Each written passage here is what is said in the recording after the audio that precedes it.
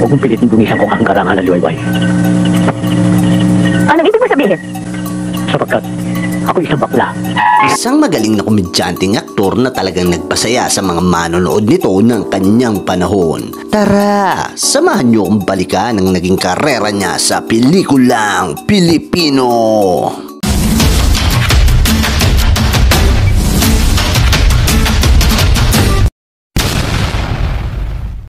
Siya ay si Salvador Tampak o mas kilala natin bilang si Katsupoy sa harap ng kamera. Ipinanganak noong July 11, 1932 sa Sampaloc, Manila.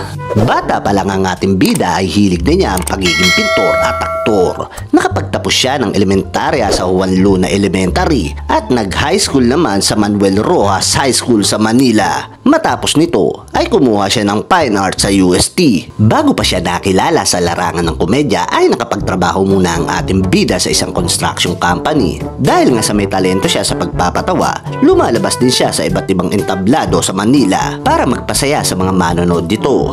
Dito na rin siya nadiskubre ni Lu Salvador Sr. na isang producer at si Lu Salvador Sr. na din ang nagbigay ng screen name na Katsupoy. Una natin siyang nakita sa pelikulang Tatlong Mabilis noong 1965 bilang si Katsupinger kasama si Aping Daldal at Bentot, at nasundan pa ito ng 7 James Bond noong 1966 at Alias 123 noong 1968 na pinagbidahan ni Fernando Poe Jr.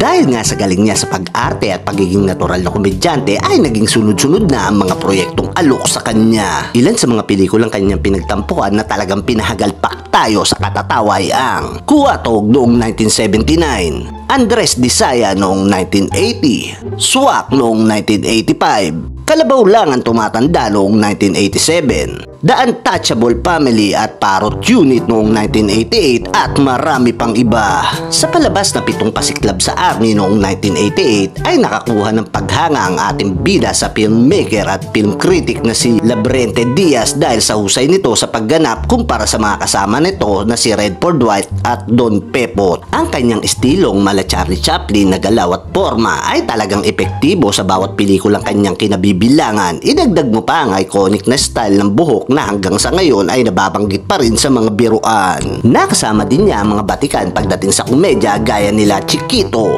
Redford White, Panchito, Palito, Joey Marquez at marami pang iba. Kinuha din siya sa mga palabas sa telebisyon gaya ng Hiwaga sa Bahay na Bato, Cuatro Vidas, Winner Take All at Eddie and Nova Plus.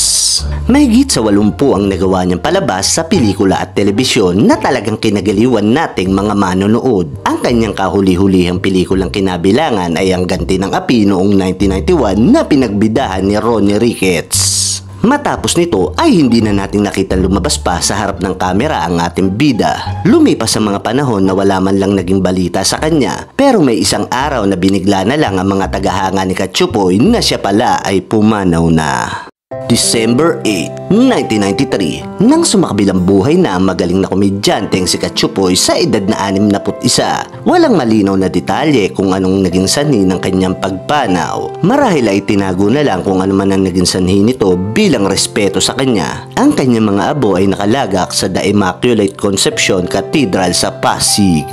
Bagamat wala na ang ating bida, ang kanyang mga kinabilangan sa pelikula man o sa telebisyon ay hindi na malilimutan pa. Isa si Katsupoy sa mga komedyanteng nagbigay sa atin ng kasiyahan na pumawi sa ating mga kalungkutan. Ang bidyong ito ay pag-alaala sa mga hindi malilimutang naiambag ni Katsupoy sa pinilakang tabing. At dito na natin tatapusin ang bidyong ito. Ikaw, anong naging pelikula ang kinabilangan ni Katsupoy na talagang magalpak ka sa katatawa na karakter niya? At meron ka din ba ang mga alam na linya niya sa pelikula? Pakishare naman sa comment section natin sa ibaba. Tuloy ba itong buhok nyo? Oo. Sana ay nagustuhan nyo ang ating kwento. Hanggang sa mga susunod na video, huwag niyo po sanang kalimutang mag-subscribe at mag-follow. Maraming salamat sa inyo.